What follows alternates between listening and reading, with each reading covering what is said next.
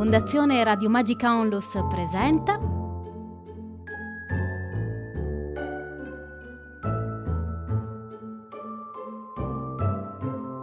L'altare di Radkis.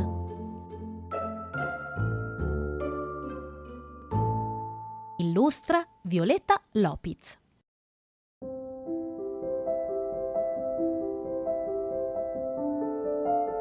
Cividale è patrimonio dell'UNESCO dal 2011.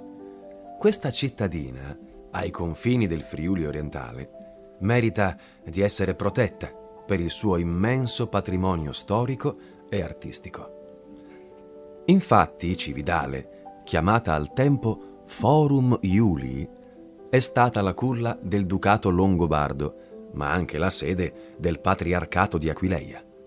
Per questa ragione, in molti monumenti si trovano uniti insieme i simboli della storia longobarda e della religione cristiana.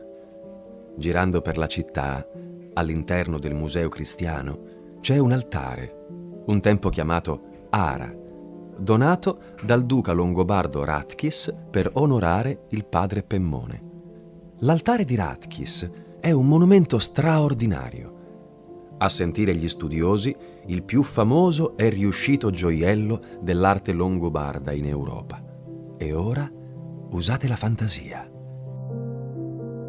E ad occhi chiusi provate a immaginarvi, coloratissimo, questo bellissimo oggetto, composto da 4 lastre decorate, o meglio 4 bassorilievi, realizzati in pietra daurisina e disposti sui 4 lati della mensa. Nella lastra frontale, quella cioè più importante, c'è Gesù benedicente, circondato da 2 cherubini a 6 ali, inseriti in un ovale a forma di mandorla.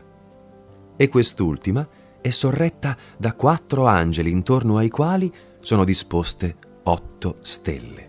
Un tempo questa lastra era davvero tutta colorata. È una costruzione sognante che dà a tutti l'idea che credere in Dio sia come un volo dentro le nuvole in alto nel cielo.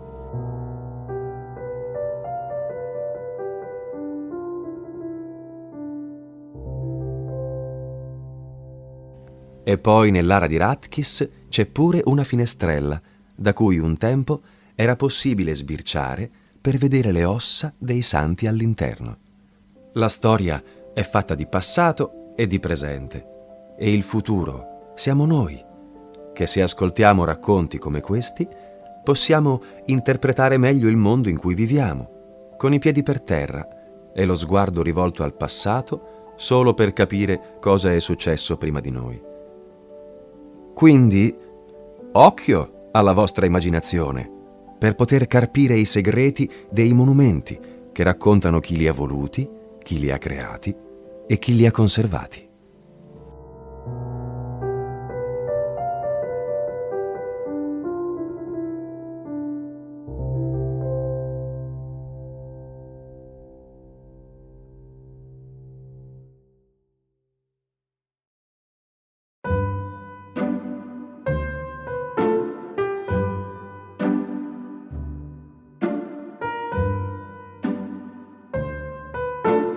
Fondazione Radio Magica Onlus ha presentato L'altare di Radkis, realizzato tra il 737 e il 744 d.C. Museo Cristiano di Cividale del Friuli.